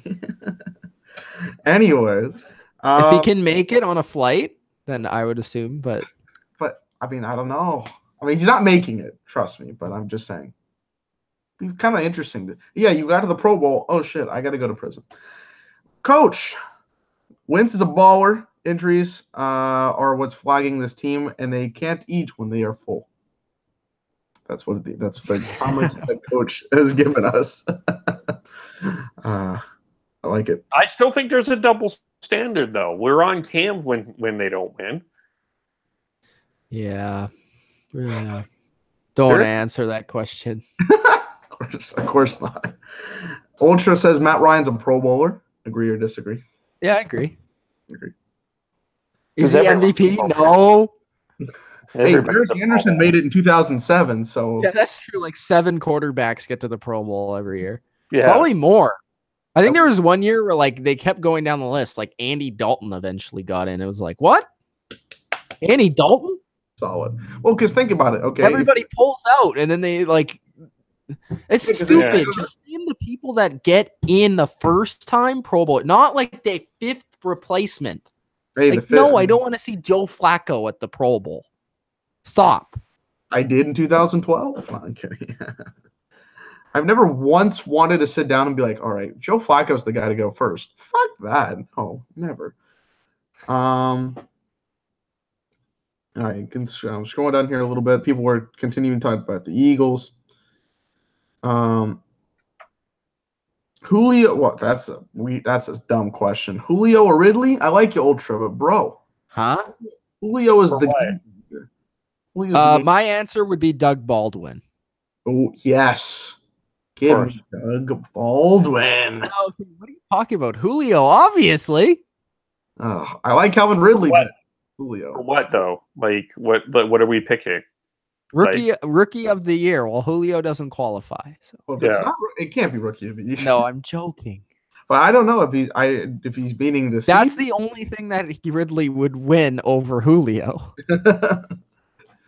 Oh, that's so sad. I don't know. Rob's got a Niners victory, 35-28. He's also a San Francisco guy. Ultra's got the Niners 27-13 as well. So there you go. Coach is picking the Bucks. Coach is picking. That's a blowout. 27-13. Mm-hmm. Sebastian's got a 14-7 victory for the Bucks. So that's gonna be a sad game. That's the first 5 minutes of that game. I think it's gonna be like 38. So it's gonna be like 31-28, 34-30, something like that. I think. I'd be surprised if it isn't. You never know. I mean, Fitzpatrick gave him 500 yards and then we got 3 points. I know they're starting Winston, but you never know. Yeah. Rob's got a 24-7 victory for the Chargers this week. I messed up the chat. I screwed that up a little bit.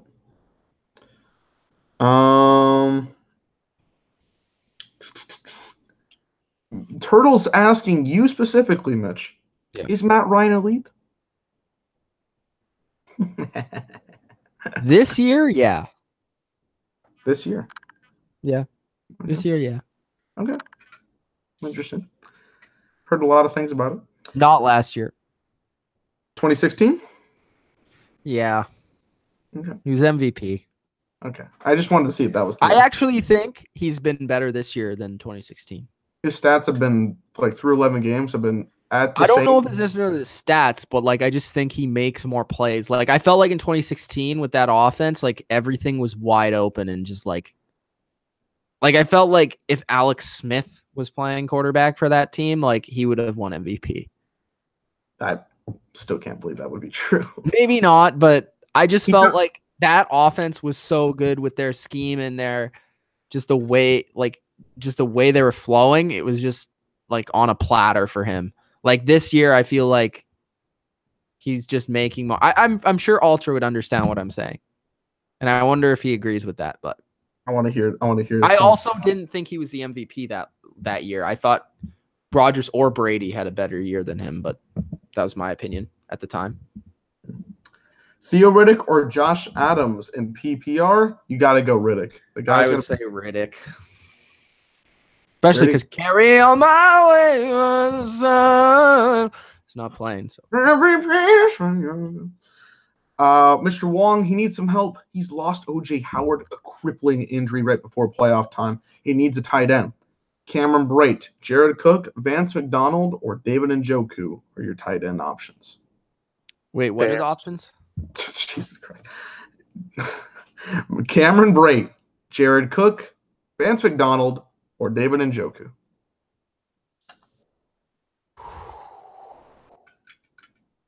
I would go Vance McDonald. I'm going Brate. I would go with Brate as well. I think both tight ends are going to like Brate quite a bit. You're going McDonald. I like McDonald's not a bad pick, but it's also he could have a 0-point game one week. Yeah, McDonald could have 30 points or 0 points. Mm-hmm. The difference in fantasy I'm finding this year is if you have a tight end, you If you're able to get there's maybe 4. If you get points tight end, you got a chance to win. Yeah. But if you're not, you're done. Ghost Skittle says I'm a good singer. Bro, actual shout out to my boy Julian on our SNL tonight.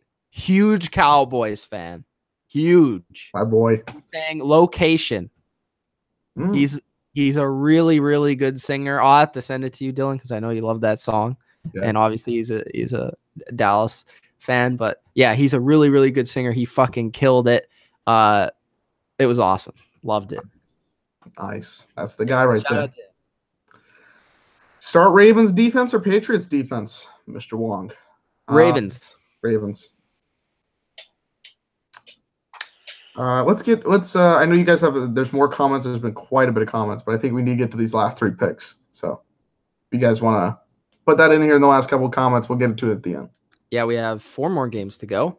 4 more. So Miami. Oh, that's right. I forgot about this game. Takes on the Indianapolis Colts in Indianapolis. Of course, my favorite player in the NFL, Sir Andrew Luck, is playing in this game. And his right-hand man, his general, so to speak, T.Y. Hilton, had a massive game last week, just destroyed the Tennessee Titans. And an uber efficient game, a crazy, just demolishing of the Titans. 1 week after the Titans demolished the Patriots, the Patriots demolished the Colts, which that is the NFL, people.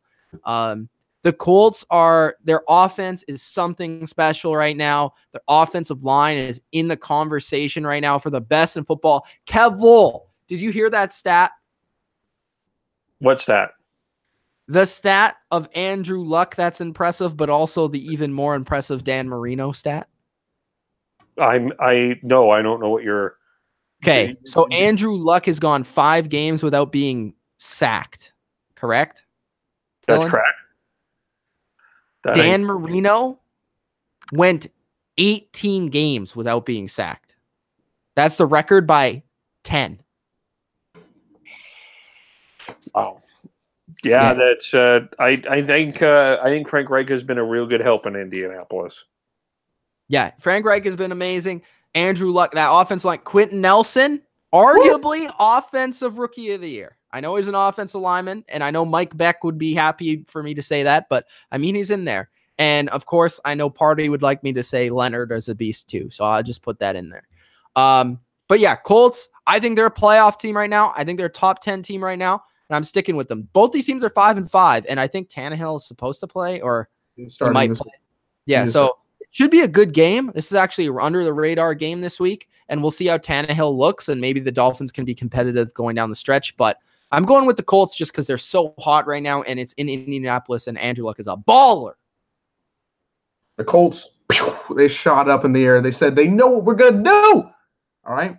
4 wins in a row. Big-time victories against division opponents. They needed to get these victories ever since that screw-up with the 4, in overtime where they get a punt it. They went for it, and it didn't work. And then Texans won.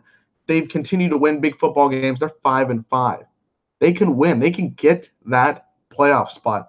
I think they're going to continue this hot roll. Not confident in the Dolphins whatsoever. I don't like what the Dolphins bring to the table, and the Colts. It's been a more fun team the last couple of weeks. Go with the Colts. Going with the Colts as well. They have 1 game against the Houston Texans, by the way, at the end of the season, and they also have the Jacksonville Jaguars and the Tennessee Titans, who they've already beaten. Could they finish first? No. I think it's tough, but yeah, it's they have snuck up on us in a very pleasant way. At least Andrew Luck is a comeback player of the year nominee. And I think that's a foregone conclusion. That is the foregone conclusion there. Great.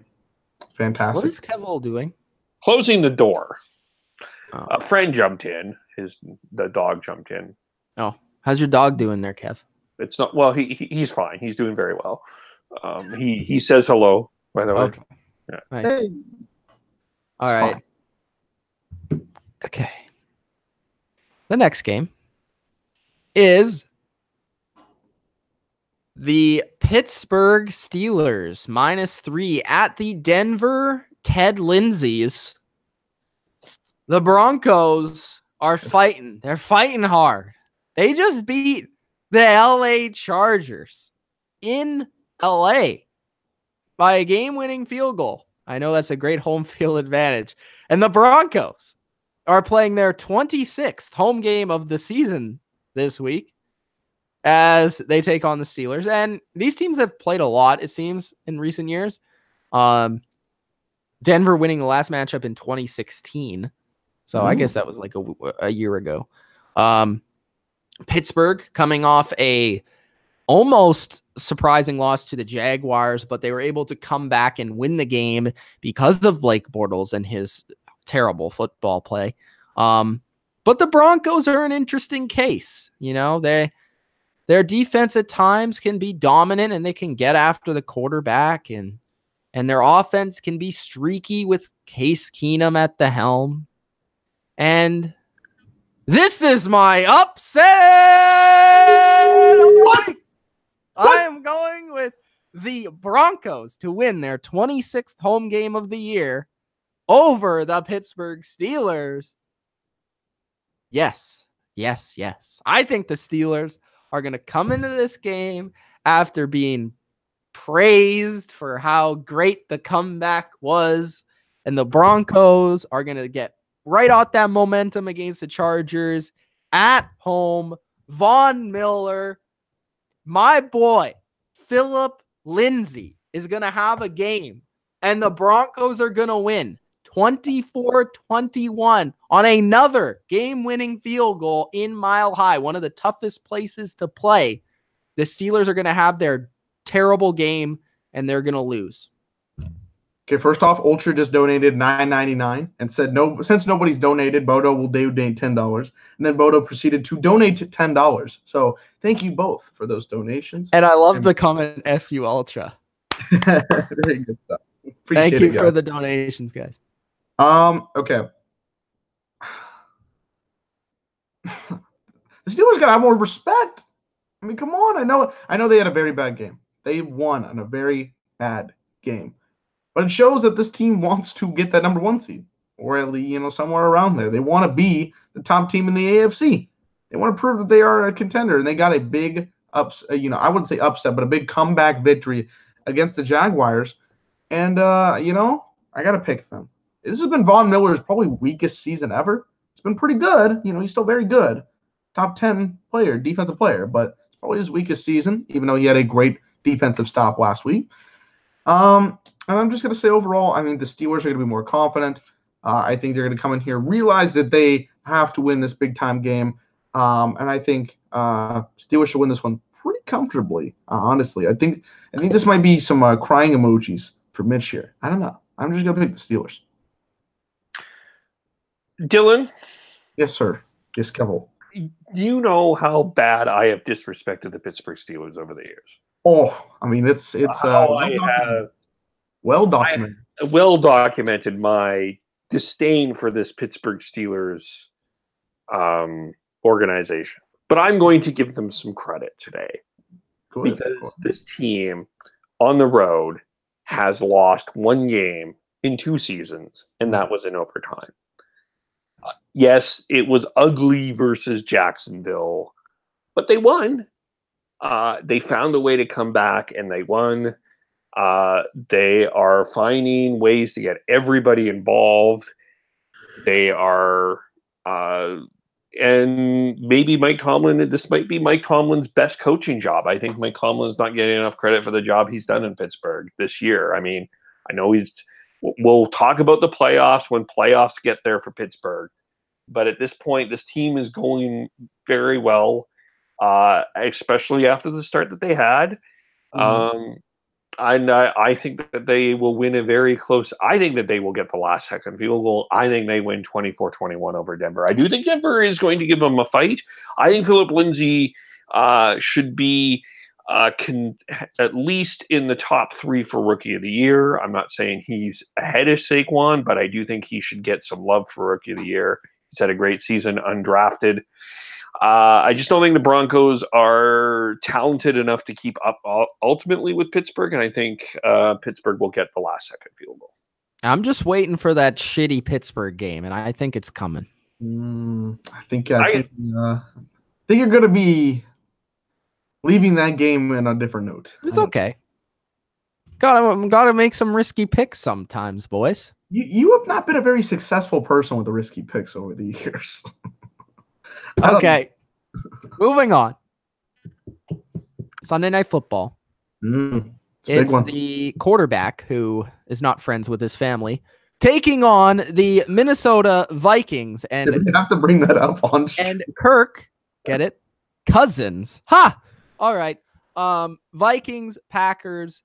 The expected temperature is -4 Celsius. So that's a cold one, but it is in a dome, so I don't know if it'll have much effect. Yeah. Okay, I have concerns about the Vikings offense. They chose the wrong Eagles guy. They did. I think this offense is very simple. I think it's not very effective for the talent they have. A lot of defenses have been able to kind of diagnose it fairly simply and get pressure, but not really at home. At home, they've been a lot better because their offensive line is fine at home. And I do think that the Packers just don't have the defense to put the pressure on the Vikings. Their defense is fine at times, but at other times it can be very much taken advantage of, specifically in the secondary. And Thielen has not had a great game in a couple of weeks. So I'm waiting for that game to come back up. And to all those people who are saying he's the best receiver in the league a few weeks ago, I was right. Okay. But Vikings, Packers, I'm taking the Vikings because I just can't pick the Packers. I know that they need to win. I don't care. The Vikings are better. They are at home. They have a better defense. And I think ultimately their defense wins them the game. Zimmer has been pretty typically all over Aaron Rodgers in the past. And I think that they win again. And I think this is another one of Kirk Cousins' bounce back games this season. He's had some really good games this year. One was against the Packers. I think he has another good game.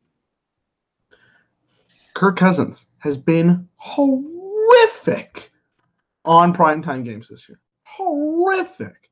And this is a guy that I really like. I obviously drafted him in fantasy football this year, so I had confidence in him to be the quarterback. But he has been horrific. Was he horrific against the Rams? Oh, I mean, they still lost. I mean, he wasn't horrific, though. He was horrific against the Bears. If Anthony Barr wasn't covering Cooper Kupp 30 yards down the field, they might have won. Okay, let me be more specific. He's been horrific on Sunday Night Football this year. Is that not accurate? I don't think he was bad against the Saints either. I don't think he was bad against the Saints either. They lost that game. I mean, it wasn't a very... Yeah, but it was against the Saints. They're not as good as the Saints. It wasn't a good performance. I don't know. I thought he was pretty good. The Saints created turnovers. Yeah, but that's because Diggs ran the wrong route. He even said it. Yeah, but he still... last week was terrible. Last week was bad, but he was playing Chicago at home, the best defense in the league. You still have to play well at prime time. If you're going to be a contender, you have to play well. They're not contenders. They're average. They're okay. They act like it. They act like they can still win this division. I don't know. I don't think so. Here's the thing. I'm picking the Vikings.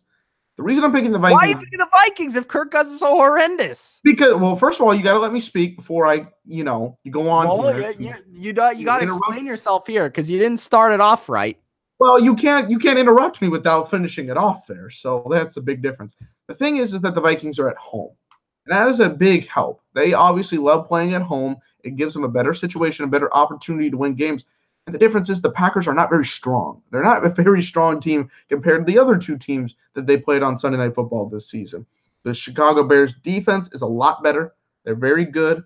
They're obviously the best in the game, I think, right now. And the Packers, they played a good game against Seattle, but they weren't able to finish it. They weren't able to get it done. And Aaron Rodgers, give him the credit. He is the quarterback of his stature, but he's not the only player on this team. They have to be a cohesive unit. And I think the Vikings are just an overall stronger team. The running department is not very good this year, and that's why I think Kirk Cousins has had to make more throws than he really wants to make for this team. But in order to keep alive in that wild card race and try to get that fifth seed, because I think that's what they can be, a fifth or a sixth seed, I think they are going to have to do it at home. They're going to have to get their big wins at home. And I think this one's a major one against the Packers, going with the Vikings. I'm also going with the Vikings. The Vikings. I'm going with the Vikings. I'm going with the Vikings. I don't think that the Vikings have been great in prime time, but I don't know if that's specifically on necessarily Kirk Cousins. I do disagree with you. I don't think the Packers were that great against Seattle, quite frankly. I think that they blew a 14-3 lead on the road. They got a couple of breaks. That should have been a blowout game for the Packers, and they didn't do it. They were outcoached. They scored 2 touchdowns from like 60 yards out. Yeah. That first throw. Yeah, but I mean, like, how consistent is that going to be? That first throw was amazing. Just incredible. 112 yards in the second half. Aaron Rodgers, we haven't talked much about this, but he has actually been stumbling in the fourth quarter. Stumbled against New England, stumbled against Seattle, and I think he stumbles against Minnesota. I think the Vikings do need this game. I think if they don't get this game, I'll say it. If the Vikings don't win this game, they're not making the playoffs. I'll say that. Yeah. I agree. They had too tough of a schedule. They need to win this game. The Packers are already done. Like D-U-N-E. D-U-N-E. Okay. Last game. Titans at Texans. Texans 7-3. Titans 5-5. Texans somehow almost lost last week. Yeah, that was Don't crazy. know. That was a weird game. And the Titans got destroyed last week. This is a compelling Monday Night Football matchup. I know Dylan completely buried it live on live stream last week when he said, "Who the F cares about that game?" And I said, "Yeah, I do, because it might be for the division. It's a good game. I think it's 2 evenly matched teams. I don't know. Marcus Mariota's playing, right? Yeah. Yeah, he's banged up every game. I can't trust him to even stay the whole course of this game, to be quite honest with you. And I don't trust their offense enough for them to come into Houston and win against the Texans defense. I think the Texans win. I think they do enough on offense. I don't think this will be a high-scoring game. I think it'll be like 17-14, 20-17, something like that. Probably in the teens, maybe the low 20s. I'm going with the Texans just because I think they have the better quarterback. They have a defense that I think can stop the Titans and what they want to do. And they have one more playmaker in DeAndre Hopkins. So I'm going to go with the Texans. The reason I buried this game was because it was in the middle of one of the greatest games ever played. That's why I buried it. This Titans are very inconsistent. I don't understand what they have to do to be a consistent football team, okay? Marcus Mariota is not a leader. He's not going to give this team playoff success. He did win 1 game last year, but he had to catch his own tipped pass for a touchdown. He's not consistent in terms of his stat line, in terms of being a leader for this team and getting them quality victories. And against the Texans, I'm just thinking the Texans are a more stronger, cohesive team that's going to get me wins. I know, very close, very chippy game against the Redskins, but the Redskins were also 6-4. It was 2 6-4, or 6-4, 6-3 team going against each other. So I think the Texans are going to pull this one off. Make sure they get a clinch on that number 1 in their own division. And again, can't trust the Titans. I don't think I'm going to pick the Titans anymore very many times because I can't trust them to get it done in the clutch. They can give me a stinker like every 1 out of 2 games, and I think this is going to be another stinker. Going with the Texans. Going with the Texans as well. I also, I know that they've won 7 in a row. I don't know if I trust the Texans, though. I don't know if I truly trust the Texans. They are due for a stinker. I will say that. I think that this is a closer game than you guys are giving them credit for, but will pick the Texans here. Okay, Dylan, final comments, and then we will get out of here. All right. By the way, god damn, the Warriors got smoked tonight. That's depressing. Scrolling in. Oh, Mitch, is the parade still happening in Toronto? Is that trade? Well, yeah, I've seen tweets that say that the Raptors and Leafs are in first place, so thus they have won both trophies, and it is November 22nd. So, yeah, they're planning it for like a week from now, which is when, of course, you play the playoffs. Yeah. Yeah, interesting. Can't wait for those things to happen there for sure. I'll have to go there to Toronto for sure. I'll celebrate that one. I mean, that'll be happening during the summer, so why not, you know? Man, I'm trying to find. Okay, here we go. Turtle, I know he's a jokester. He says Tyrod Taylor is better than Wentz. That's a joke, you know. I like it. I like the joke. Of course, Party Part's going to press on that Darius Leonard's the rookie of the year defensively. I would not 100% say that is true. He's obviously in the conversation, but I think there's a lot of people out there that would change it. Yeah, he's there. He's top 3 at least, but I'm not gonna say he's number 1 right now for sure, like 100%.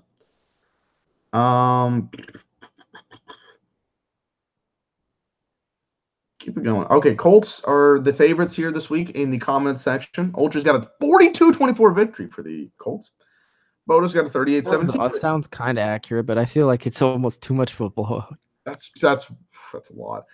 Bodo's got 38-17, followed up by Robot 37-17. So that's great. Rob's got a 35-20 victory. I feel like the Dolphins will score more than 17. 7, okay.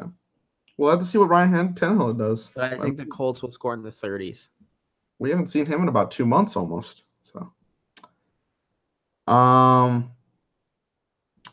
like Kevole brought up, James brought up in the chat that Pittsburgh's 15-1-1 in their last 17 road games. It's pretty good. Yep. Pretty good. It's going to be tough for them to lose this week.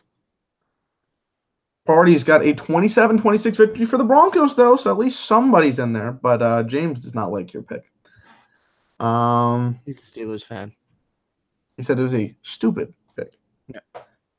Ultra says Broncos at home? What a shocker. They play like how many home games a year? Yeah, this is their 900th this year.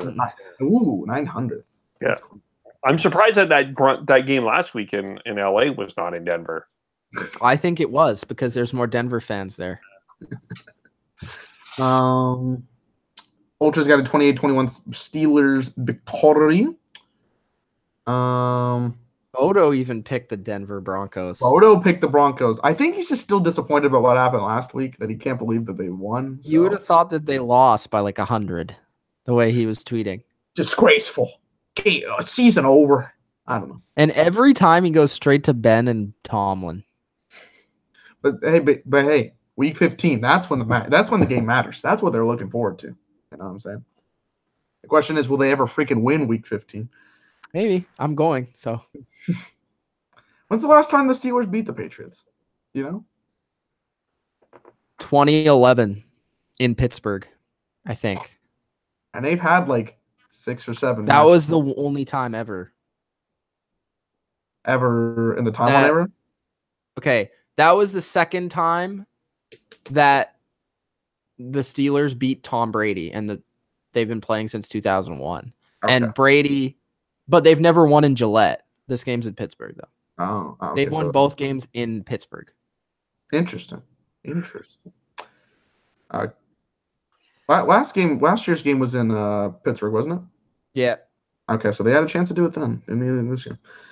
I got to get it this year. People are talking about the Vikings are going to win this game. They have more confidence in there. Ultra saying Matt Ryan's ahead of Aaron Rodgers. I don't know if you mean in the season or overall. I will disagree with that. I actually would disagree. I would agree, actually, this year. I feel like he's performed better, like Kev's going to say. Mm-hmm. Yeah, but I mean, history, of course not. But I think this year, yeah, I would actually put Matt Ryan ahead of Aaron Rodgers. I think this year it's fairly accurate. It's a fairly good assessment. Coach has got the Texans 13-6. That'll be a heck of a stinker compared to last week. Love it. Hate it. Yeah, can you imagine a 3-3 after last week? That could happen for sure. Yeah, honestly, it could. I don't know about 3. Certainly I think probably the best game within 30 years of Monday Night Football. The only one that I could think of would like truly compare was the Bears Dolphins in '85 when the Dolphins beat the Bears at the unbeaten season. But I don't think it's been. There's been some good Monday Night Football games. You know what's funny? NFL uploaded a highlight film of the highest scoring Monday Night Football game before Monday, like on Monday. And then they had to change the title to the second highest scoring game because the Rams-Chiefs beat it the same day. It's hilarious. Rob with the 21-3 victory for the Texans. Turtle, 24-16 Texans. Ghost Skittle says Leafs are a lock for the cup. Lock. I don't know if he watches hockey or he's just making fun of that comment. The coffee cup? The coffee cup, yes. Coach has got the Cowboys. He's going to say at home they're going to feast. Let Zeke eat at home. He's a big Cowboys guy again. Coach boy. Back on the bandwagon. Hey, he knew the problems. We both agreed on the problems. They fixed a little bit of those problems. Jerry Jones doesn't know when to shut his mouth, but I mean, hot take hockey, of course, our boy there. He says, Mitch wearing the Nucks jersey, all these Europeans, if you will. It's a very weird. Is that a blue-green look there? Yes. It's like that's Seahawks colors. Yeah, that's a classic. Classic Nucks. Classic Nucks. Again, I like this sweater. Very interesting sweater. I like it. Thanks. BLV is for the legends. Hot take hockey is the GOAT. According to that's what John said. So but yes, John. Congratulations, on your monetization. Good stuff. Monetization. What happened? They got monetized. They got monetized. You can't make a certain amount of money unless if you have a certain amount of subscribers and views per month, and they finally just passed that. So, congratulations, Sean. There you go. And that is it for comments. All right. Thank you guys for joining us on another week of NFL predictions with Kevole, Dilly Vanilli, and myself, Mitch. If you enjoyed, hit the like button and subscribe for more NFL. I am expecting to put a video out about Patrick Mahomes and the MVP conversation. So if you want to hear me rant on a video, check that video out. Are you saying also, he should be MVP or not MVP? You will hear the opinion. Hit the like button, subscribe. Also, check out the fantasy football videos. I don't know if Dylan's doing something this week. I'm not sure. I've got nothing this week, but I will be back next week for solo content. Fantasy stuff. Streams tomorrow, Dylan? No? Yes? I will probably do I don't know if I'll do a stream. I could do a recap of the the night game. It's probably the best I can do. I got class for the first game, so I'm missing the first game completely. I might do a stream for the second game if I have a chance, and then we could do a recap for the night game. Okay. I'm going to be with family for the Cowboys game. That's tradition, but Yeah, so I might stream that game, the Cowboys. Ooh. We'll see. Okay. If I do, I'll let you guys know on Twitter where you can follow us at Mitch Milani, at Kevole, and where, Dylan? Ooh, this is a new one at the Dilly Vanilli. You can follow there and follow my new gamer tag on PlayStation, Dilly Vanilli 27. You can follow me there. So, all right, and Kevin Durkant, I'm calling you out, bro. Let's go. Ooh. All right. Ooh. And Jeb says goodbye as well. He does not have a Twitter account. Hey. Okay. All right. Peace out. Peace.